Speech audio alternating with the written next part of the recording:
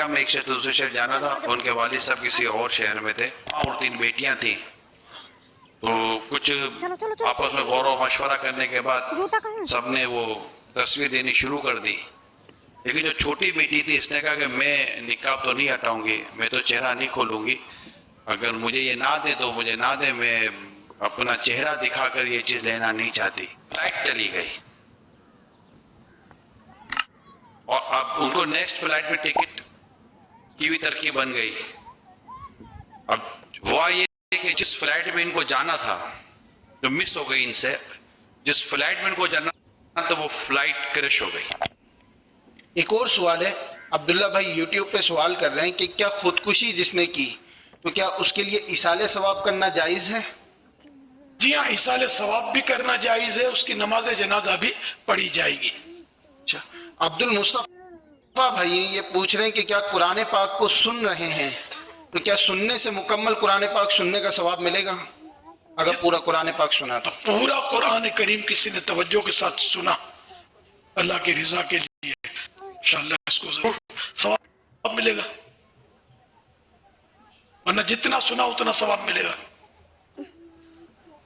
اسلامی بہن ہیں, وہ یہ پوچھ رہی ہیں کہ کیا پریشانی سے تنگ آ کر کیا موت کی دعا کرنا جائز ہے؟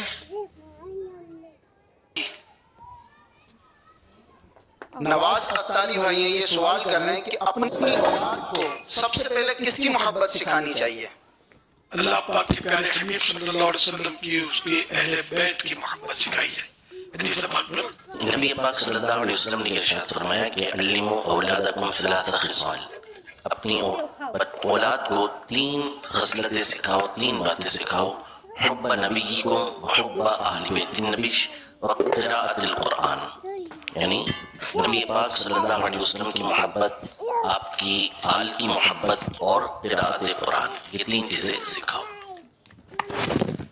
سبحان پردے کے تعلق سے ایک اخبار میں بھی واقعہ آیا تھا یہ, اور اس کو کافی شہرت ملی تھی کہ ایک فیملی امریکہ میں, ان کو ایک ملک سے دوسرے ملک, ایک امریکہ میں ایک شہر سے دوسرے شہر جانا تھا. ان کے والد صاحب کسی اور شہر میں تھے, وہاں جانا تھا. تو جو فیملی تھی وہ پردہ کرتی تھی, چہرے پر بھی نقاب ہوتا تھا ان کے. تو ان کو آفر ہوئی کہ ہم آپ کو امریکہ کے حوالے سے, تو ان کی تصویر لینی تھی. میں مختصر کر رہا ہوں, تصویر لینی تھی. تو وہ ماں اور 3 بیٹیاں تھیں. تو کچھ آپس میں غور و مشورہ کرنے کے بعد سب نے وہ تصویر دینی شروع کر دی. لیکن جو چھوٹی بیٹی تھی اس نے کہا کہ میں نقاب تو نہیں ہٹاؤں گی, میں تو چہرہ نہیں کھولوں گی, اگر مجھے یہ نہ دے تو مجھے نہ دے, میں اپنا چہرہ دکھا کر یہ چیز لینا نہیں چاہتی. اس میں ایئرپورٹ پر کافی کیلو کھال ہوا, بحث ہوئی, اور کافی دیر لگ گئی.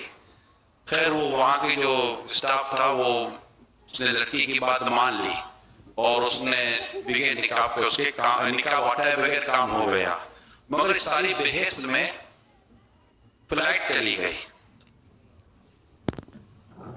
اور اب ان کو نیکسٹ فلائٹ میں ٹکٹ کی بھی ترکیب بن گئی. اب ہوا یہ کہ جو جس فلائٹ میں ان کو جانا تھا جو مس ہو گئی